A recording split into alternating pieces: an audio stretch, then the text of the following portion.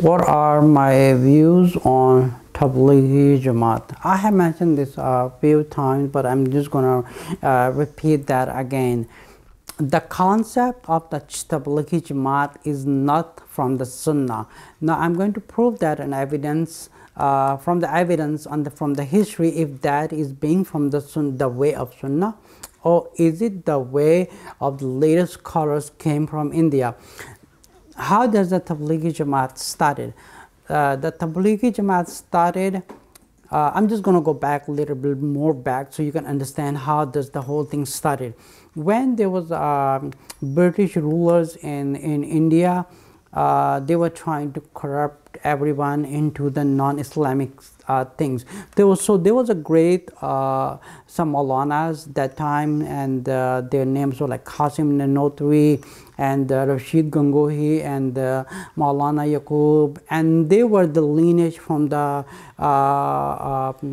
there was a great scholar in their lineage. It was being called, he was called Imdadullah Muhajir Makki. So there was a scholars from that subcontinent in India when there was a British rulers and they're trying to corrupt the Islam. So these scholars, Rashid Gangohi, Maulana Yaqub and the Qasim Nanoti, they came up with an idea to put the foundation of Islam, to do for something for the Islam. So they put the first foundation at around like 1865 or something like that. They put the first foundation. It was called Darul Uloom. It was being based in the Deoband, India, and that's where they put the foundation of the. So they set up something totally brand new system of education. They started from India. In that line, Darul Uloom, they used to have a student whose name was Maulana Ilyas. In the early 19th century, he came up with an idea that he has a dream to make a deen in the easy way, so he can teach and he can bring other Muslims together to work on a good virtues and come up with an idea. So he come up with like 6 points. And the Darul Uloom, they come up with a system of education where the first lesson they come to teach the Muslim is the 6 kalimas, which I have already mentioned into my other lectures. And then into the subcategory of Darul Uloom. Now this category was for the Hanafi scholars, and there was Darul Uloom, and from the Darul Uloom, so this was the subcategory of the Darul Uloom called Tablighi Jamaat. So it was founded by Maulana Ilyas, who came up with an idea of 6 points.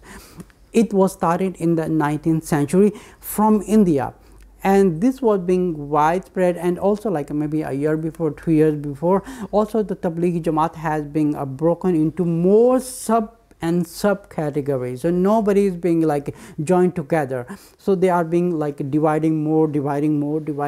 So we started from the Hanafi madhab, and then there was Darul Uloom, and then from Darul Uloom there was a Tablighi Jamaat, and then from Tablighi Jamaat it was being divided into more 2 sects. So one became the Shura and the other one was Maulana Saeed.